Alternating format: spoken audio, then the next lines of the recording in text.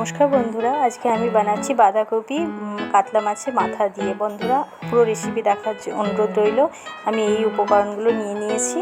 প্রথমে আমি কড়াইয়ে তেল দিয়ে গোটা জিরে আর গোটা গরম মশলা, তেজপাতা, দুটো শুকনো লঙ্কা দিয়ে একটু ভাজা ভাজা হয়ে গেলে দিয়ে দিয়েছি কাঁচা লঙ্কা আর পেঁয়াজ কোচানো। এগুলো একটু ভাজা ভাজা হয়ে গেলে আমি আলুগুলো, কেটে রাখা আলুগুলো দিয়ে দিলাম।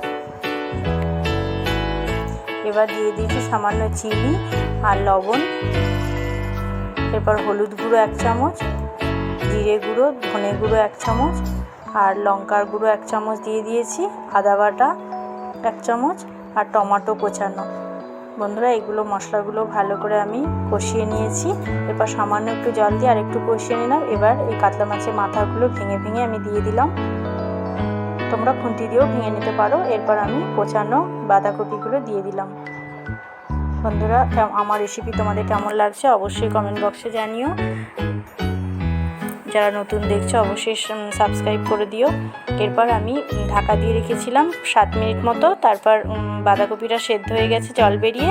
ঢাকা খুলে আমি গরম মশলা, ধনেপাতা আর 1 চামচ ঘি দিয়ে দিয়েছি। দেখো বন্ধুরা, আশা করি তোমাদের ভালো লাগবে। ধন্যবাদ সবাইকে।